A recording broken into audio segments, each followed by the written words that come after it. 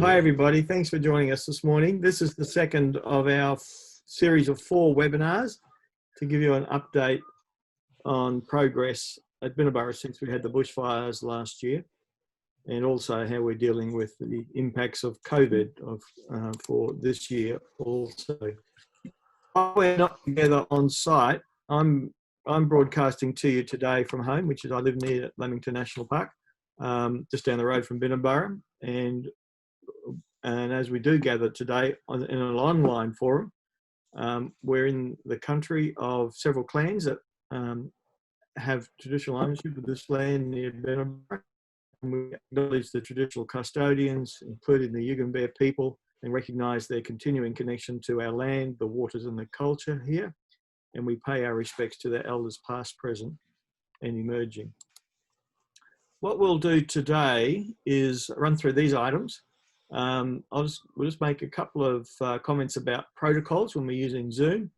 I'll do some introductory comments. Jonathan Fisher is our CEO. Last time Jonathan spoke to us in the first webinar, he was looking down the barrel of becoming the CEO, and now he's firmly in position, which is great.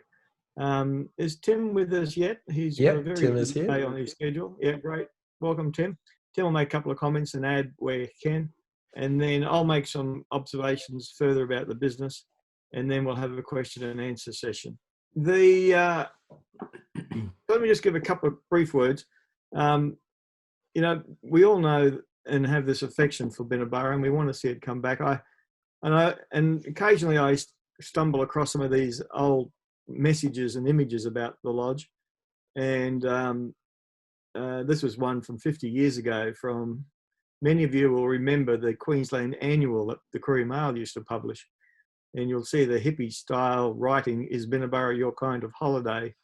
But that comparison about the experience of Binna Burra, I thought this ad actually was quite timely with COVID issues of crowding on beaches versus being having plenty of space to walk around up in the forest. But you know, these messages have been consistent. This is 50 years old, this message. They were consistent when the lodge was founded, and they're consistent today about encouraging people to come back into this environment at Lamington National Park for all the things that are good for the soul, especially now that we're dealing with a global pandemic, which is COVID.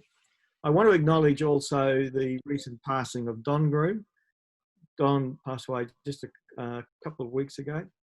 And for those of you who are not familiar with Don, he was one of the 3 sons of Arthur Groom, one of the co-founders of Binna Burra. Don was living in New Zealand. And his contributions to rock climbing, mountain climbing, abseiling, and the broader adventure experience is quite significant, as were many of his contemporaries. And we have a great opportunity to expand the profile and the activities of our adventure tourism related products at Binna Burra when we open the Via Ferrata program next year. That's a signature project, but there are many other outdoor adventure type experiences which are good for individuals in terms of team building and looking at the skill development, managing their behavior in groups and stress levels, working in teams. All those sorts of skill sets can be very useful for all generations. And I think as we develop that we reflect upon and remember the contributions of people like Don and others as part of that storytelling of Binna Burra. So we know the Groom family has lost one of their close members in recent times, and so we pay our respects for Don also.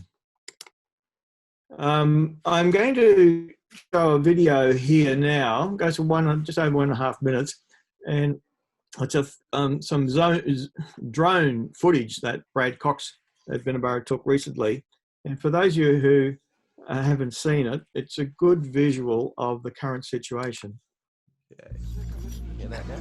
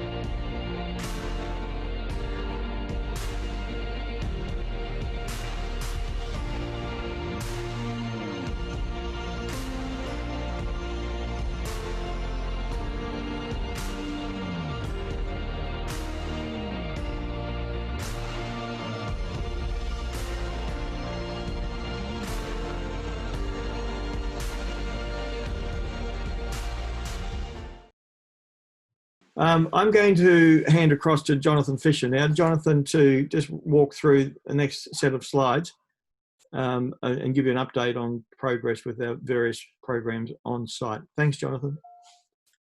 Good morning, everybody. Thank you, Steve, Leighton. Welcome, everybody. I'll be reasonably brief. This slide is up on the website, and the following few slides are various parts of what you can see here in stages.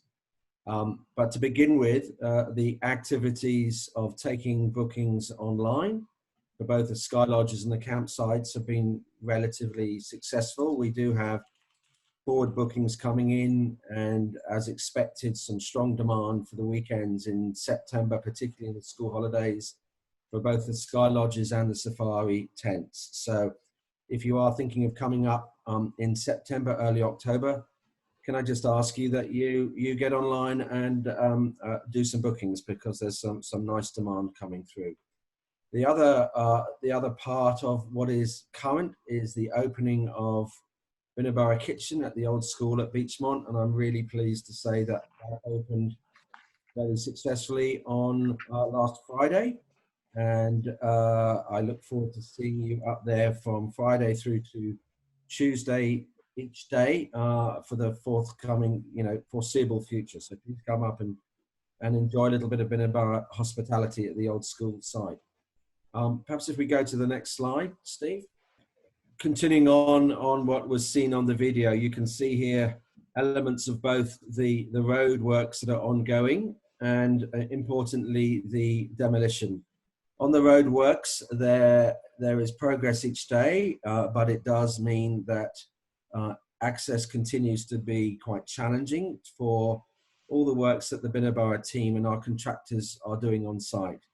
As far as the roadworks are concerned, for example, the next 8 days or so, everybody has to be in before 8 o'clock, and nobody can leave till at least 5 o'clock, which might seem like normal working hours for a lot of you. However, it does mean that deliveries and the like and any specialists coming in are restricted in terms of when we can get them up there. So the team are doing an amazing job working from both the Ranger's house on site, but also from home and from the Binna Burra kitchen at the old school. The demolition, I'm glad to say, is in the last few days. We now have a relatively clear site. There is the picking over of the site to make sure that any contaminated soil has been removed, and the petrol tank and the like, which was redundant and needs to be removed, has gone. And really, when you next come up on site, you'll see what will be quite, I suppose, haunting for some of you, but it will at least be a clean and usable site going forward. And more about how we might use that in the interim period might come in later slides. So if we just move on.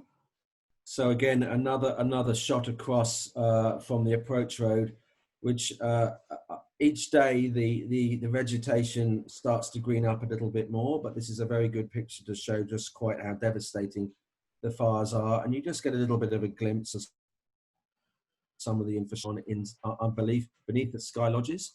That infrastructure extends all the way down almost to Timbara Drive, so it's several kilometres where there are patches of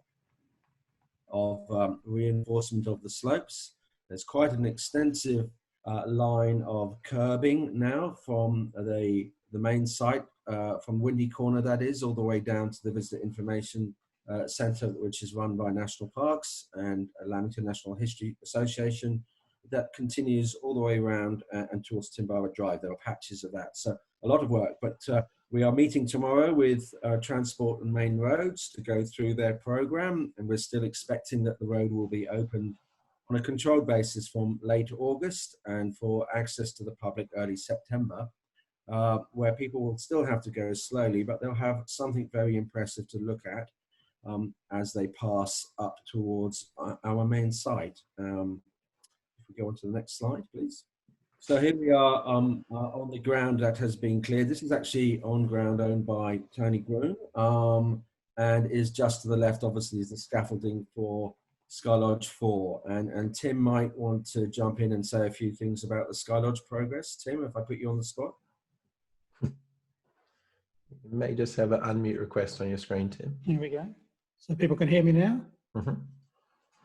Yeah, so the Sky Lodge is where these stumps are now, is where the fire jumped across back in September to the edge of Lodge 4 and burnt the top of Lodge 4, just one of the apartments.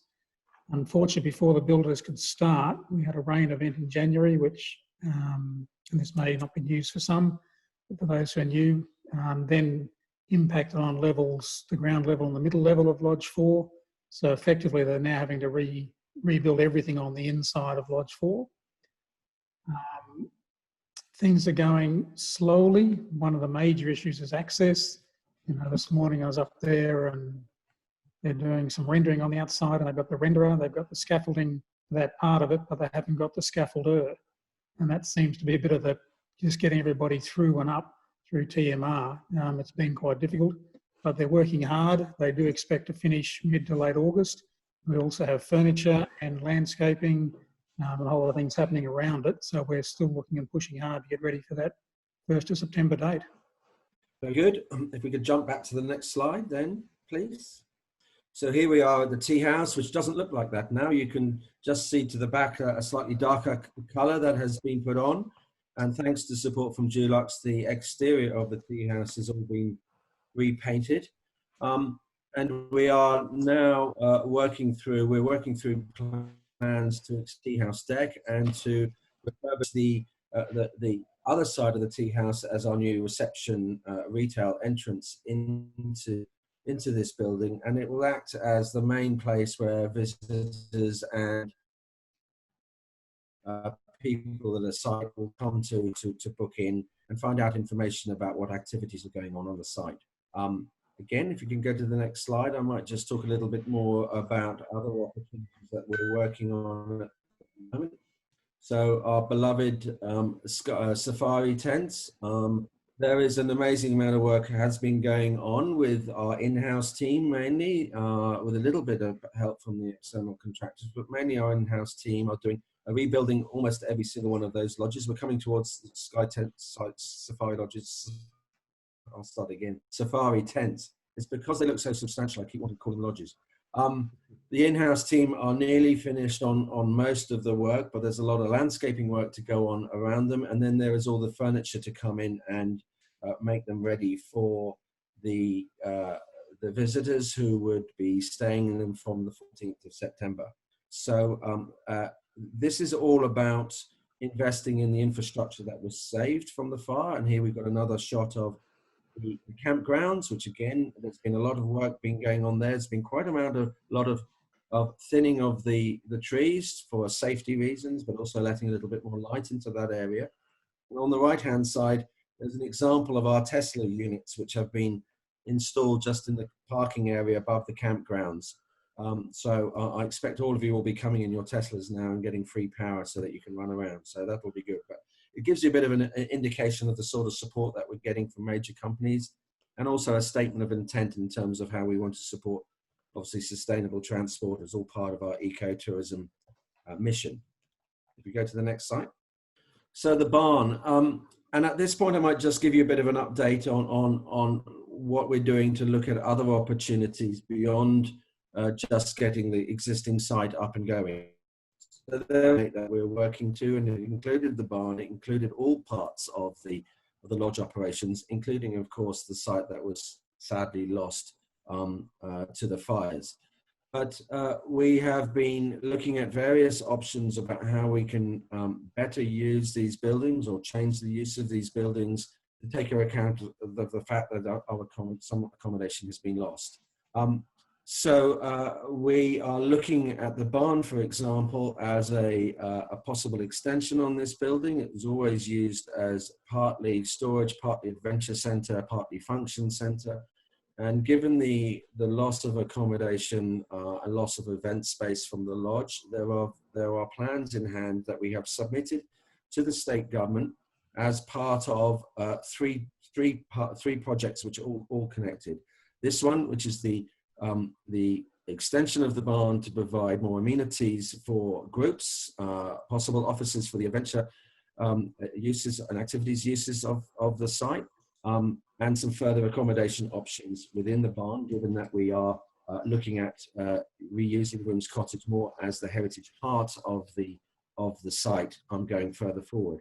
The tea house is included in this planning that we're doing, and this work that we are currently invited to go through to a second phase of a major grant opportunity, which would see the state government considering whether or not they would help us with some funding to improve these buildings and extend these buildings, all consistent with the 2008 master plan.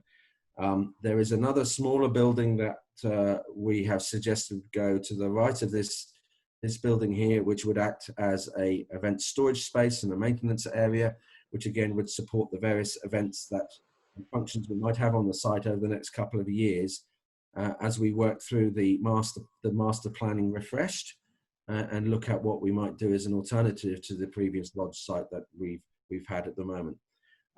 Let me stress again, this is all consistent with the proposed uses of these buildings in the 2008 master plan, and is all subject to some finance that we may or may not be successful from the state government. It's a highly competitive grant application that we are participating in, but we've done well to get through to the second stage, and that's really where Tim and I and others are concentrating on over the next few weeks.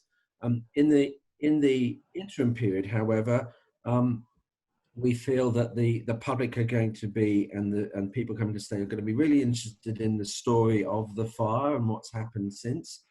So we've started to work on the idea of using the barn itself as a small exhibition area where people can walk around and have a look at some of the background materials and the many slides that Steve and others have taken.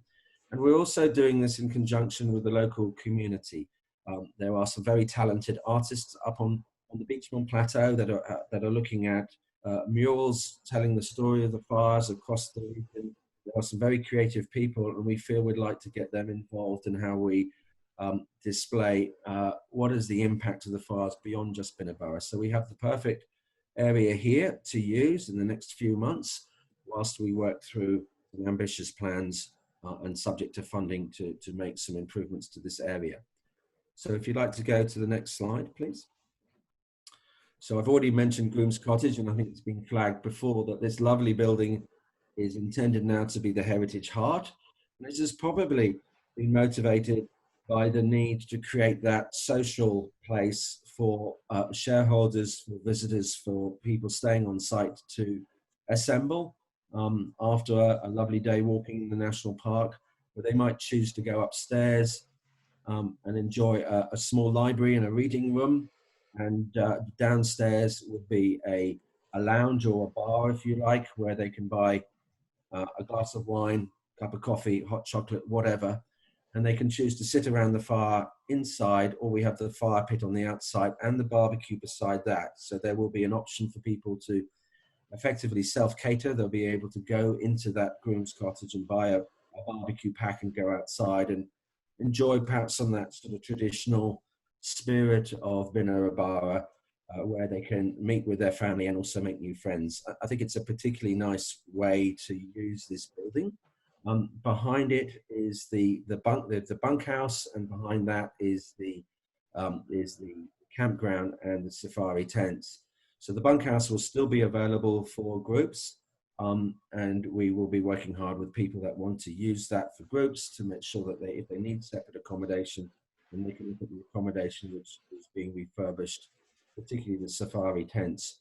But in due course, if we're successful with our funding applications to improve the barn on the previous screen, that will give us further options. We also, of course, still have the pot shed, which is always been a meeting room beside the barn, and that will be made available to groups that previously have used Groom's Cottage as their place for self-contained meetings. So if we move on to the next slide, there you go. And more good news, but this is really good. So if you go back to if you can imagine in your mind the roadmap that we started off with, this was the first thing that the team had to achieve in July. And I'm really pleased to say that the Binna Burra kitchen at the old school at Beachmont reopened on Friday, and we had a nice little event to thank particularly those involved in the emergency services and the like on Friday night. And then it was open to the public on Saturday, Sunday, and the last couple of days. And it's very well supported. It was lovely to see locals coming in and enjoying the chance to meet with each other in this very, well-liked spot. And it was also, we've also held some meetings with local community groups, individuals who might be interested in using the demountable and the school classrooms also on this site, so that Binna Burra is seen as a catalyst to bring back more community use to this site, which is always very, very important to make sure that the community feels that this is their site. We're there to provide them an excellent cafe, but it's there to encourage them to come back and use the wider parts of the site. And I'm really pleased with about a dozen or so people that came with excellent ideas, and we'll be working closely with BAPA to help see that some of those ideas become reality. We also had a meeting yesterday with all the tourism, or most of the tourism operators on site, the people like Rosewood, who have the weddings and function marquee and accommodation on the plateau as you just come up from Lower Beachmont into the plateau properly. The Scenic Rim Equine Horse people, and then people like Mackenzie's, the Providence Hall Farm, and so on. There were some people there that have individual Airbnbs and so on. We also had representatives from Scenic Rim Tourism. We had representatives from Brisbane Marketing, which actually is our regional tourism organisation that we are part of, all to look at how we can work together in the next few months, the next few years, to welcome the many people that find themselves restricted to travelling within Queensland, within New South Wales and other parts of Australia. Obviously, I'd like to just pay mention to the fact that it's not all of Australia, and my thoughts and prayers are going out to people that are in that very difficult situation around Melbourne. We hope that they come out of that situation and can join the rest of the Australia in the amazing situation that we find ourselves in. But we anticipate that the restricted travel within Australia, within Queensland, is going to be going to get a lot of people coming up to Beachmont, to Binna Burra, to Canunga and the region, who may never have been up here before. And I often say to people that you're in Australia, but you feel that you've almost travelled into the mountains of Europe. If you look at the lovely picture to the left, and you can see the mountains in the background. And I suppose that is part of the reason why the Via Ferrata, I think, is going to be very successful for us, because it will open up views that are second to none in the world. And during this COVID period, we have got to be ready for perhaps more demand than we might otherwise have expected, which is a nice problem to have. But we do know that we have limited space, and it's so important that we work with other attractions, other accommodation providers up in the region. And the spirit is very good, and we're very grateful to BAPA, and we're very grateful to Scenic Rim Council for the opportunity for us to open this up. And a direct result of that is there are now 6 more local people working on this site that wouldn't have had a job before. So that's, again, very important to Binna Burra's role in being a leader in the community. So please come and enjoy a little bit of Binna Burra hospitality over the next few months until we move into the main site proper. Our intention is to continue to work out of the Binna Burra kitchen at the old school, certainly for the foreseeable future. And that will depend on everybody coming and enjoying it. So to the next slide, please. So that's where I might leave you and hand you back to Tim, who is the project manager and inspiration behind Via Ferrata, I think is correct, isn't it, Tim? Your project, and we love it. We love it, except it's not there yet. Our initial plans, obviously, as people will remember, we got the approval for the funding to build the Via Ferrata on the day, just the day the lodge was evacuated. And a week or two later, we found out that our cliff face where we planned to build it had all been burnt out. And over the next couple of months, with some further support for the government, we were able to raise some funds for the clearing of that cliff face. Because the government has been extraordinarily busy handing out money, the paperwork is still catching up. And so our paperwork for that still hasn't come through. And so we still don't actually have the funds to do the clearing. In the meantime, we've continued with the designs, both for the road, the location of the building, the activities. We've had fauna and flora surveys done on the cliff, and we're in the process of getting the geotech done, because that will impact and probably slightly change the original design we had, because the fire did impact on parts of the cliff. But it's essentially pushed the time frame of, we were hoping to have it open by the end of this year. It's going to be middle to the second half of next year before we can get that finished. But the hold up at the moment is physically getting the paperwork from the government for that second lot of funding, which allows us to clear the cliff face. As you may recall, that second lot of funding also included covering the costs, or a contribution, because it won't cover the whole cost, but a contribution to the demolition works on the top of the hill, the old lodge and cabin site, and also a contribution to the master planning. So we're just pushing as hard as we can with the government. They're being as supportive as they can, but they tell us they're trying to be supportive to lots of people, and there's lots of paperwork.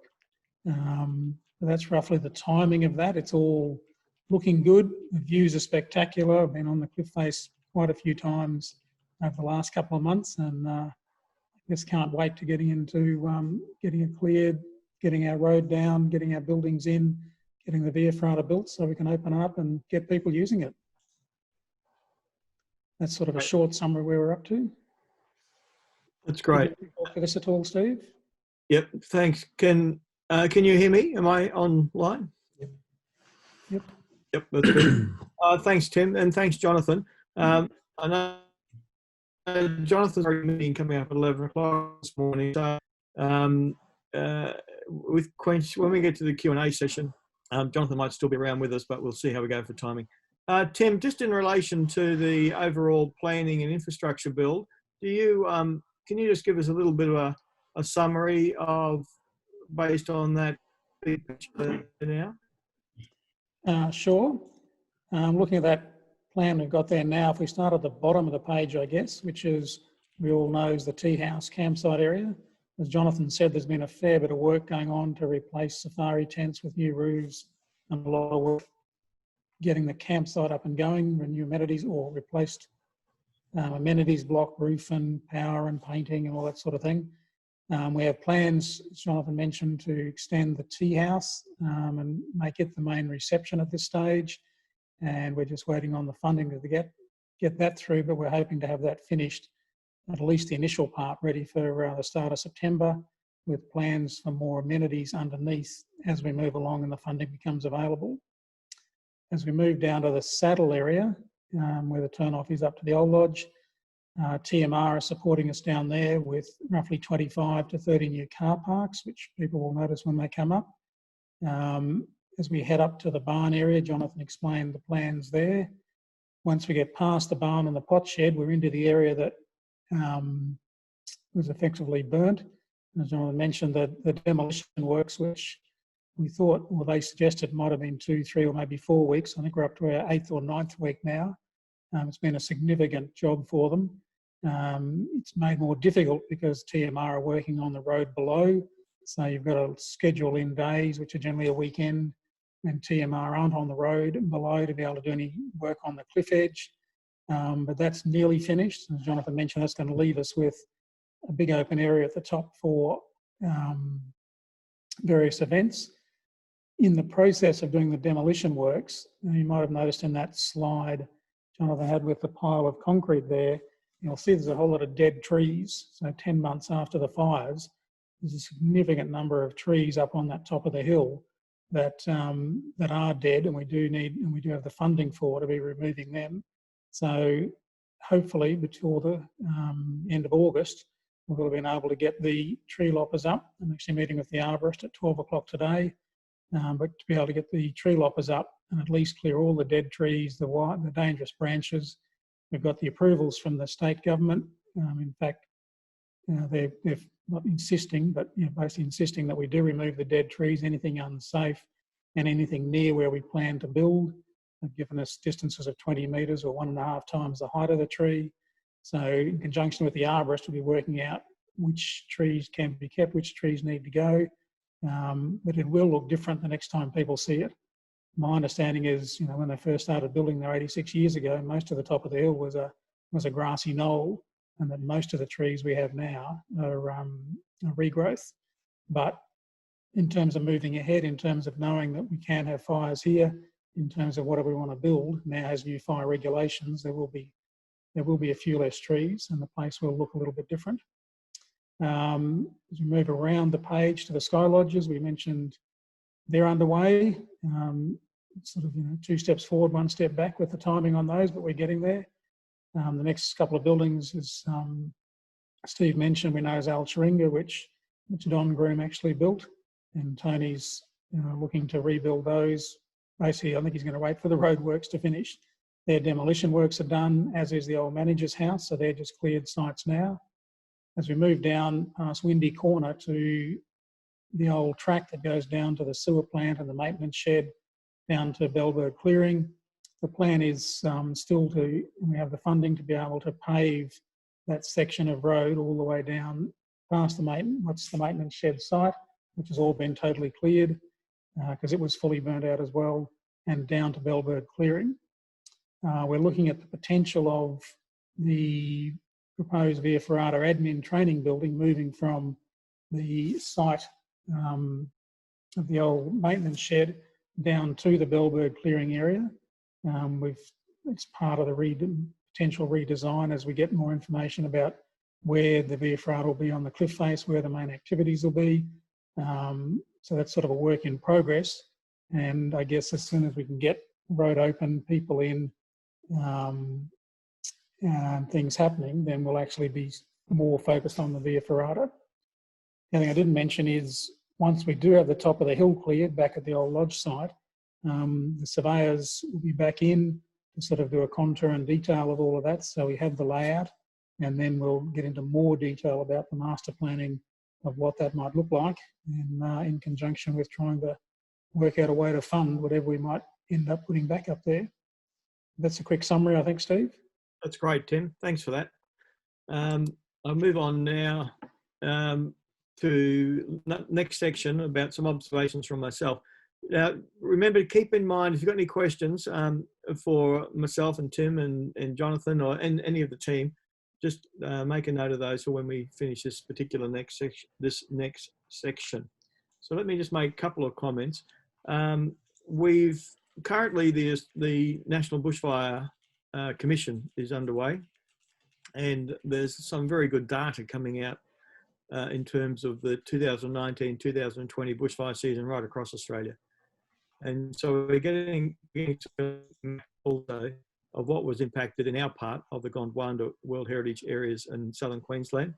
And we can see that Mount Range National Park and Mount Barney got hit very hard, and we did also at Lamington, but the scale was over to the west of the park was quite substantial also.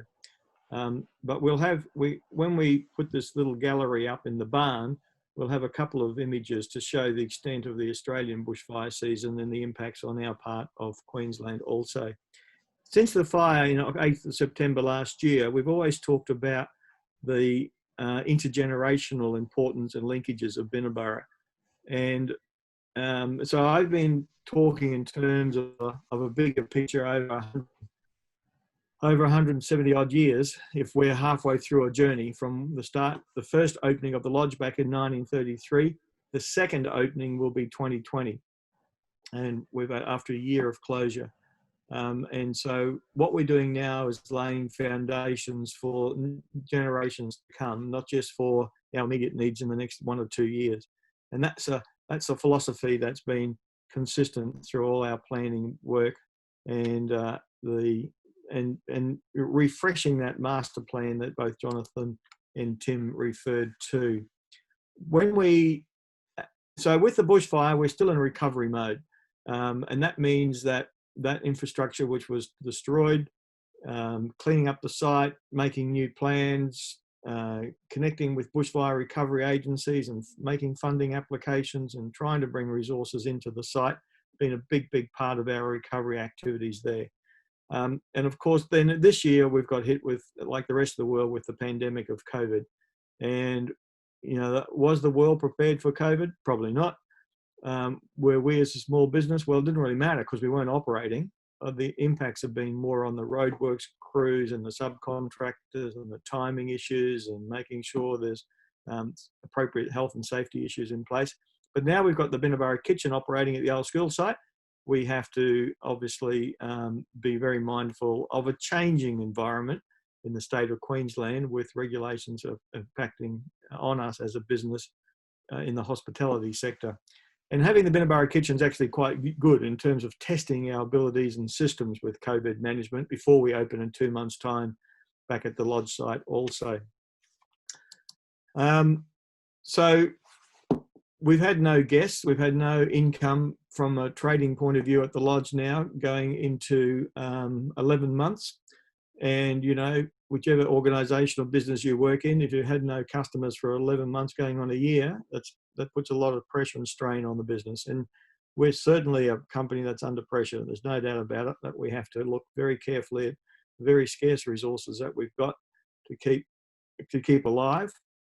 And, you know, our board members, the management, our advisors, everybody's done a fantastic job coming together to keep Binna Burra, not just the spirit of Binna Burra alive, but keep the company alive too.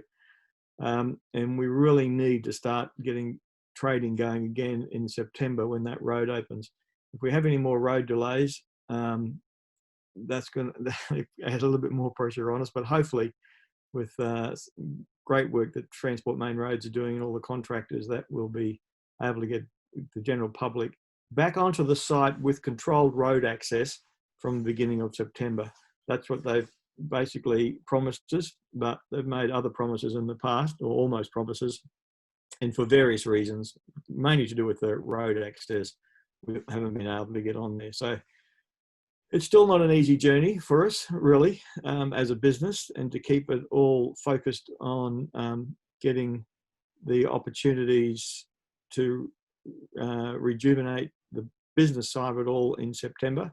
But, you know, we've got fantastic people working within the organisation, and, you know, especially the work that Jonathan now as new CEO and Tim's been doing since the fire, just incredible.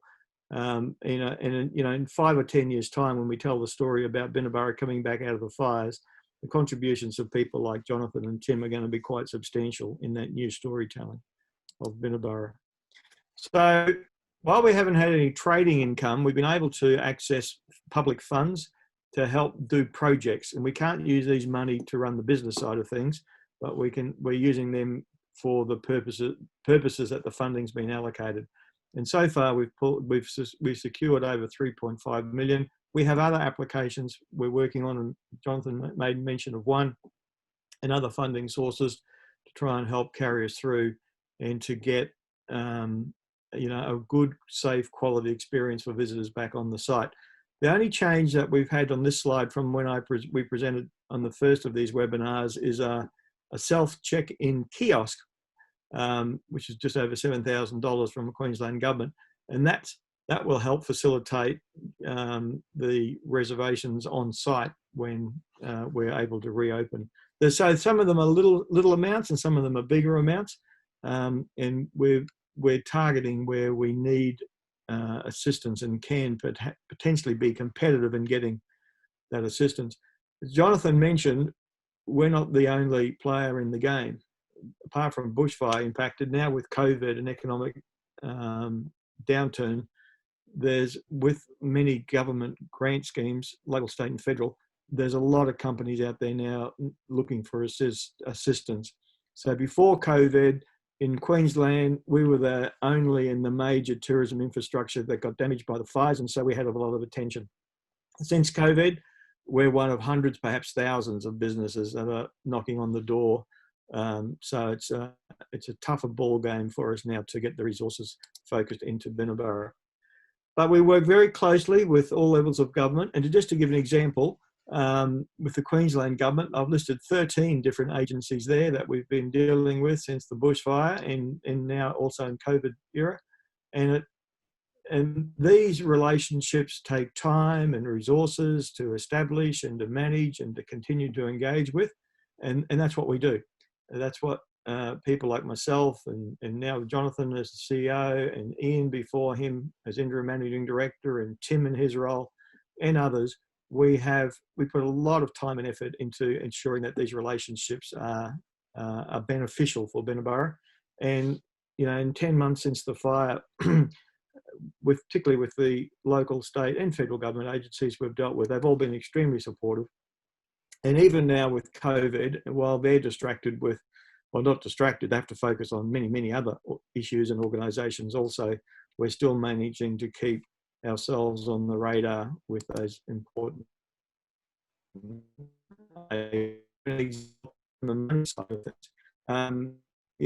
before it was very hard for Binna Burra as a small business to be on the radar and the profile of like our national tourism organisation, which is Tourism Australia, and in their storytelling now we get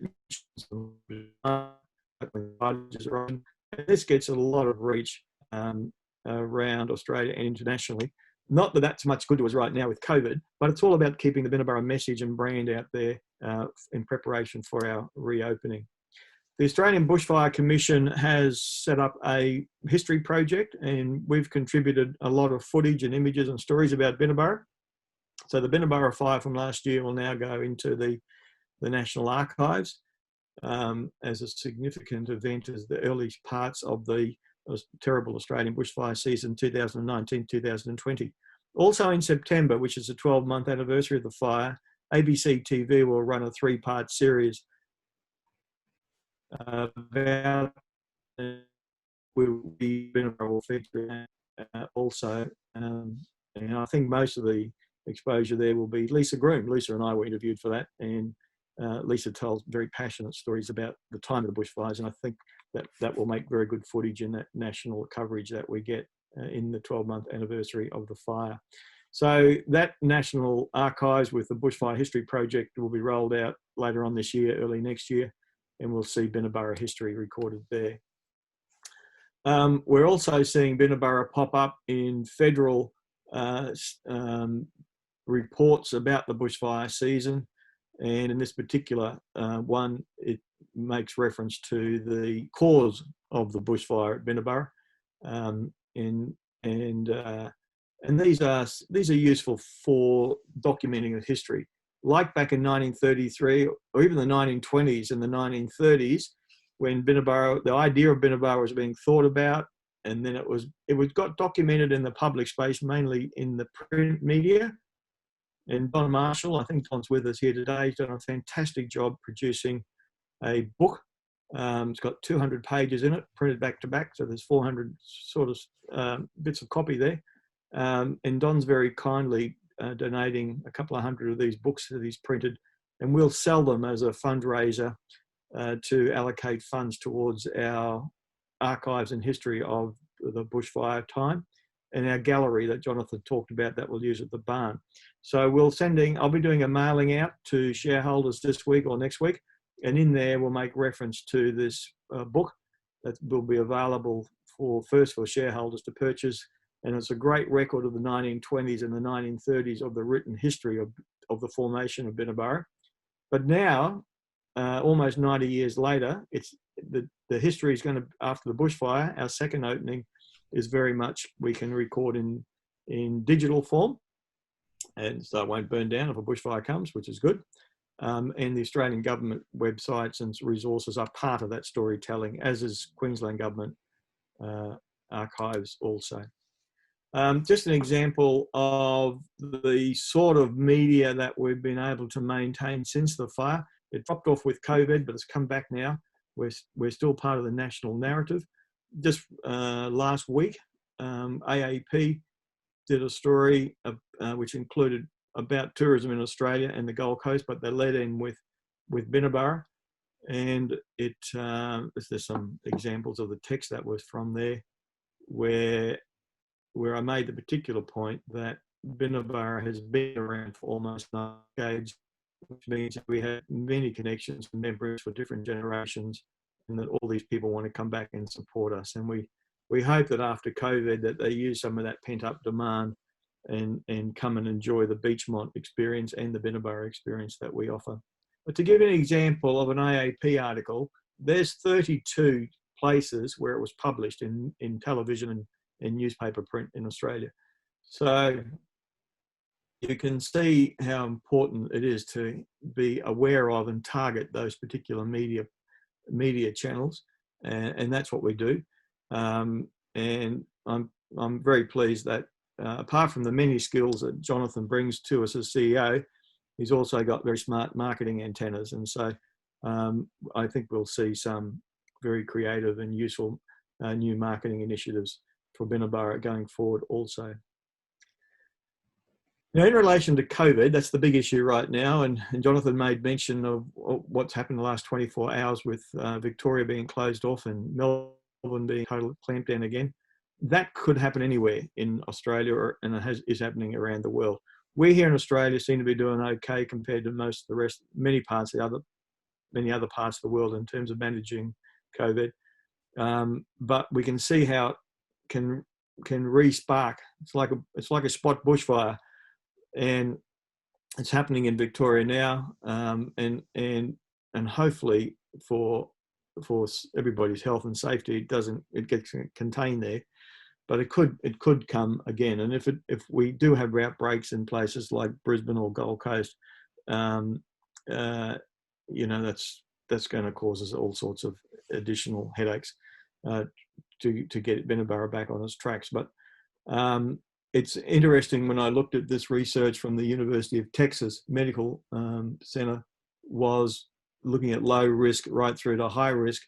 In low risk, going camping and staying in hotels for 2 nights or so, or eating outside at restaurants, was the sorts of services that we provide as a business. So I think this message that Binna Burra is a good spot to reduce your risks of COVID is something that we can transmit also into a marketplace.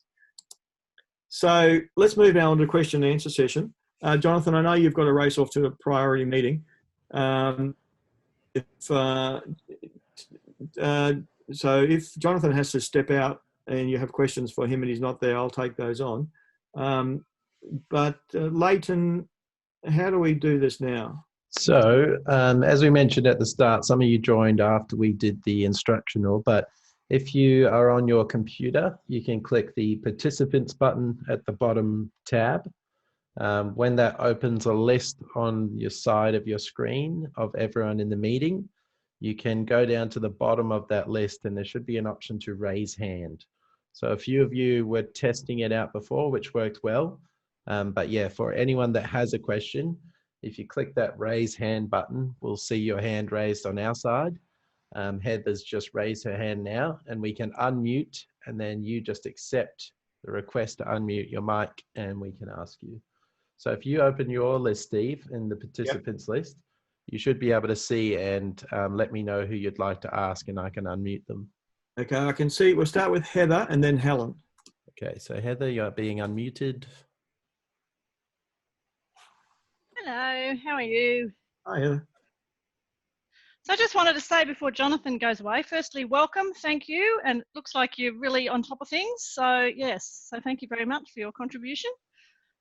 So, and also Steve, just wanted to say thank you, all that social media stuff, your Facebook posts, all your marketing, and I'm really impressed with some of the obscure ways you managed to link Binna Burra to other Facebook posts and things like that. So, and it was nice to see the tribute to Don there.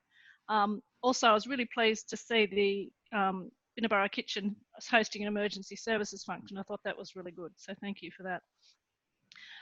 So I had a couple of questions. Is there a plan for the Binna Burra kitchen to close when the Binna Burra site actually reopens? We'll do one at a time. Jonathan?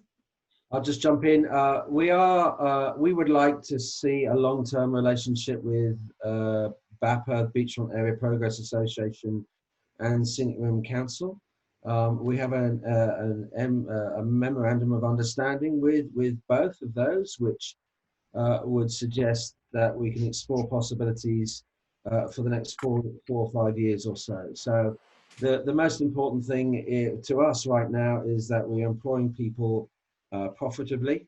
We have to make sure that that outlet, if you like, that base is profitable for Binna Burra. And if it is, then it makes sense for us to continue. It offers us a place for people to call in on the way and park and get a bit more information about opportunities to do things in and around the national park. It offers extra parking.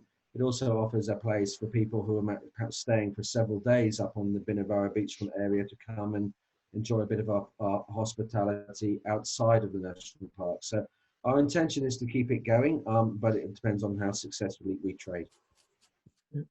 Thank you. And the other question was, what's the plan in terms of guest activities staff once we start opening the campsite and the facilities? Are we going to provide that? Look, yes, it's coming later. Our next focus will be on getting the team together to look after the Sky Lodges, which open in early September. And the activities, we expect to have some basic activities, really reintroducing the guided walks and the like that we've had before. We are going to be slightly restricted about what we can or cannot do down in the Bellbird clearing area because of the construction work and expected in and around that area. So I think probably what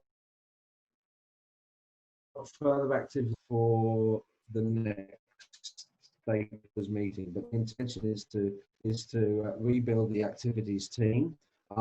Clearly in a year's time when the Via Ferrata is open and the access down to Bellbird clearing is better, then it gives us a lot more opportunities to see another chapter of Binna Burra pioneering adventure tourism and activities. So it just might be a slower start, but it will end with something very significant about a year's time. Yeah, okay, because I think getting those guest activities up and running is a really good way of getting the Binna Burra spirit back, you know, whether Katie comes back or whoever, just to get everybody together as a group, you know, as people, and to get the personal connection back. So I think that's really important. And one other suggestion I had along those lines is, I think it's really good to, like Steve does a wonderful job of marketing Binna Burra, but it'd be really good to actually acknowledge the staff that you've got. You know, because Binna Burra is the sum of the people that you go and when you go there, and some of them are guests, but a lot of it is the relationships you have with the staff. So like I was just chatting to Tilsa before, and she said that, you know, you've got some existing staff that are now at the kitchen that had previously worked at Binna Burra. I think it'd be really nice if we could in some way acknowledge the staff that are coming back, and and there's a personal connection that a lot of people will know those different staff that are there. So I thought that just might be an opportunity as well to help bring the people together. Yep, noted, and we'll continue to try and do that. And it is excellent. The team have been very flexible. They have to be, and I acknowledge that. And Steve has had some very kind words, particularly about the month ahead, and Leighton is very much part of that. Brad Cox is online here as well. And then the whole team, Lou, Tilsa, Scott, everybody that's involved, Paul, Russell, Tim, Chris, there's probably a few others that I should mention. Shane Besant, I will mention. He is our new food and beverage manager. He was with us briefly before. Who was that? Sorry, what was the name? Shane Besant is our new food and beverage manager that was with us at the Headmaster's Cafe, as it was, Binna Burra Kitchen, before COVID. He is now back with us full time, and he has put together a fantastic team. Many of those are young people that worked for us before, both in the food and beverage area, but they've also been in the activities team as well. So we're putting back the old gang, but we've also got space for some new vibrant staff as well. So more of that to come in the months ahead. So that was all from me. Thanks very much. Thanks, Heather. Sorry, Steve. That's good. Thanks, Heather. Helen, Leighton, can you hear us, Helen? Helen Moore? I sure can. Oh, thanks, great. everyone. Great to see the update. It's really exciting to see Binna Burra coming back, and so strongly. So I can't wait to get there. Hence my question, how are the trails? Have the national parks been working on the trails? And secondly, Is the Great Walks Trail diverted because of the works in Bellbird clearing? Okay. Jonathan, you want to handle that, or you want me to? I'll be very brief because I need to Yep. leave the meeting in a couple of minutes. But we had a meeting with Queensland Parks and Wildlife about a month or so ago. We need to have another update. But the team were clearing the trailhead, the car park area just a couple of days ago, and were telling me that most of their substantive work around the Great Border, the border track and so on and so forth, those trails that are off the border track, has been completed, and they are now moving into other areas of their work for the time being. The Hinterland Walk and the diversion of that is intended, and that will be via the cave circuit and then down a short section of the road and back down onto a track lower down into the Nungambar Valley. So that's the intention. Okay. And so as far as you know, the trail works are on track to align with our planned opening? Look, it's in, yes, there are constant updates. Not all the tracks will be open. As I said before, the Bellbird circuit will be affected by the building of the Via Ferrata, and there is still a lot of work to be done on the Ilmbar track that was affected by the fires. But that's an ongoing process over the next year or two. Okay, great. Thank you. Thanks, Carl. You look quite good there on your boat. You're obviously on a boat. Okay. Ian Herbert. Can we get Ian on? Yes. Thanks, Steve. Good day, everyone. Congratulations, Steve, on keeping it all going. It's a fantastic job you're doing. I know you've been very busy, but apart from the heritage side of it, has the company made a submission to the current bushfire inquiry? Yes, we've had an opportunity to have face-to-face discussion on Zoom with Andrew Colvin, the CEO, and his senior team, which was very, very much appreciated. And in relation to the history project that the Bushfire Commission is doing, we've been supplying them with lots of material for the national record. So we were able to transmit our issues and requests in verbal form to them, which they recorded, of course, as part of they keep records in anybody who speaks to them on anything. And so, but I personally monitor the site quite regularly because it helps understand the context of the whole bushfire season and what lessons we could learn for the future planning of Binna Burra from it also. Yeah, very good. Thank you. Also, just quickly, I know this is a difficult one, but and it's hard for anyone to pin it down, but the long-term plan, you know, what can we expect, or, you know, are we going to have, for example, an international competition of architects to create something that might be a bit different? I don't know what. Ian, we had the master plan done back in 2008, that era, and that was a good process. And because of what we need to do with various planning agencies, particularly local and state, even while that master plan wasn't formally endorsed at local government, it's a good plan that they understand and get their head around. So refreshing that is a logical way for us to go with consultation with shareholders, and we've started that process. We need to go through a master planning process first, and we've got resources for that coming, not yet. And that's when, and then from that exercise, we work out how we're going to do things and where the money. It all comes back to where's the money, honey? Where are the resources to, you know, we got to do whatever we got to do it with, you know, with where the source of resources is going to be. But we've got to just, what we've done is just mapped out steps by steps with the ultimate view. There's different views there may be different views from different shareholders in terms of, you know, from a range of, can we replicate what used to be there, right through to, why don't leave the site empty? Why do we need to have a lodge at the top of the hill? And everything in the middle. And so we need to work through a process. It'll take a year or two to get the views in, get a plan established, and then whatever that plan is to find the resources to implement that plan. But we're probably a bit focused more on the immediate about the reopening at this stage. But the longer term, longer term planning, certainly they're running parallel to us, but our big focus is getting the ship back up right for September at the present time. Thanks very much, Steve. Thank you. Any other questions from anybody? If not, we might wind it up, because what we do, we record this.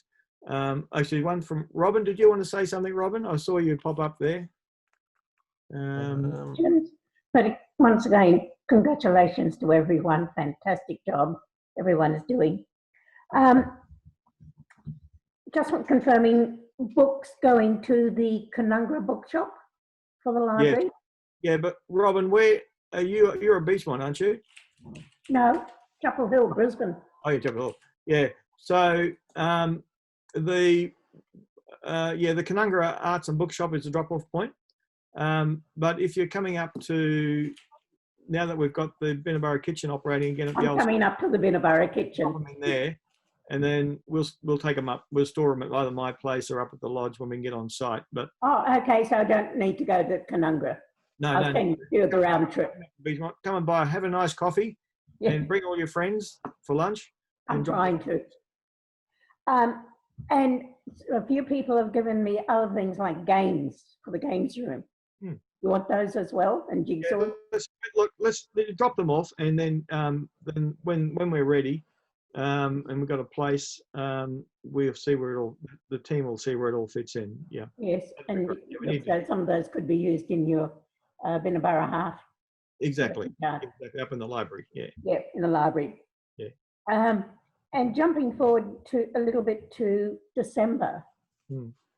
Are you planning to do anything? You're talking about some guest activities starting up, and some maybe. What about over Christmas? You're going to do anything for those in the sky lodges and in the safari tents?